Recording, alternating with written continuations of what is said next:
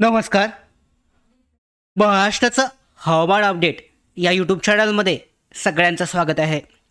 सध्याचं पावसाचं जे वातावरण आहे महाराष्ट्रावर वरच्या भागामध्ये जे ढगाळ हवामान जे आहे आता दिसून येत आहे. सध्याची जर तुम्ही सॅटेलाईट इमेज पाहिलीत, सॅटेलाईट वातावरणानुसार पाहू शकता या भागामध्ये वातावरणात पावसाचे ढग जे आहे ढगाळ हवामान हे दिसून येत आहे. त्याच वेळेला जो कमी दाबाचा पट्टा बंगालच्या उपसागरामध्ये आपण सांगितलं होतं, हा सुद्धा सध्या जास्त प्रमाणावर सक्रिय झालेला दिसून येतोय. तर आज रात्री त्याचबरोबर उद्या दिवसभरामध्ये पावसाचं वातावरण कुठे असेल, वादळी पाऊस हा कुठे होऊ शकतो, चक्रीवादळाचं रूपांतर होण्याची शक्यता कितपत आहे, सगळी माहिती आजच्या व्हिडिओमध्ये डिटेलमध्ये जाणून घेऊयात. तत्पूर्वी नवीन असाल महाराष्ट्राचा हवामान अपडेट या यूट्यूब चॅनलवर तर आत्ताच सबस्क्राईब करून घ्या. त्याचबरोबर बेल आयकॉनला सुद्धा क्लिक करा, म्हणजे महत्त्वाच्या ज्या अपडेट आहेत पावसासंदर्भातल्या, वातावरणासंदर्भातल्या, ह्या तुमच्यापर्यंत वेळेवर पोहोचतील.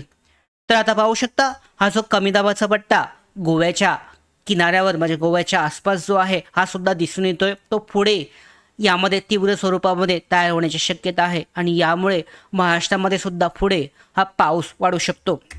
सध्या आजची जी हवामान स्थिती पाहिली 13 मे साडेची, तर महाराष्ट्रामध्ये चक्रीवादळ हे जरी सक्रिय नसले तरी मध्य महाराष्ट्र, विदर्भ आणि मराठवाड्यामध्ये उष्णतेची लाट ही कायम आहे. त्याचबरोबर काही जिल्ह्यांमध्ये मेघगर्जना आणि वादळी पावसाचे ढग जे आहे हे सध्या सक्रिय आहेत आणि उष्णतेच्या लाटेमुळे तापमान सामान्यतः 40 ते 50 सेल्सिअसच्या पुढं हे गेलेलं आहे.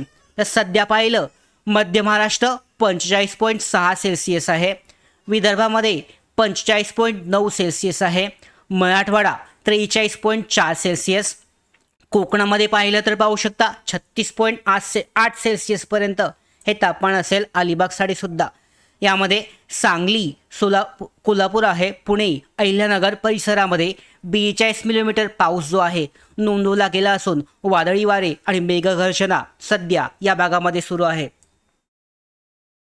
त्याचबरोबर बंगालच्या उपसागरामध्ये कमी दाबाचं क्षेत्र जे आहे, बंगालच्या उपसागरामध्ये कमी दाबाचं क्षेत्र हे तीव्र झालं असून त्याची तीव्रता ही आणखी वाढण्याची शक्यता आहे, कमी आहे, कारण चक्रीवादळ बनण्याची सध्या अपेक्षा नाही आहे बंगालच्या उपसागरामध्ये. तरीसुद्धा उत्तरेकडून जे उष्ण वारे आणि बंगाल उपसागरामधून जे बाष्पयुक्त वारे आहेत हे येत असल्याने कर्नाटकपासून पश्चिम महाराष्ट्र व मराठवाड्यापर्यंत हवेचे जे जोडक्षेत्र आहे हे तयार झाले आहे आणि यामुळे ढगगट्टी जे आहेत त्या भागामध्ये हे विकसित होताना दिसत आहेत. तुम्ही जर पाहिलं यामध्ये सॅटेलाईट इमेज असेल, त्याचबरोबरची इमेज असेल, हे ढगाचे गट्टे या भागामध्ये दिसत आहेत तयार होताना.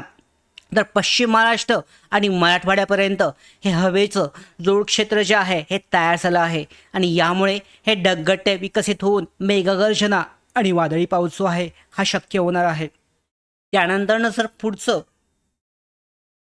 14 मेचं वातावरण पाहिलं तर उष्णतेची लाट विदर्भामध्ये तीव्र होईल, तर पावसाची शक्यता ही मर्यादित भागांमध्ये राहील. तापमान जे आहे 44 ते 46 सेल्सिअसपर्यंत हे असणार आहे. तर यामध्ये जर तुम्ही पाहिलं तर विदर्भ, नागपूर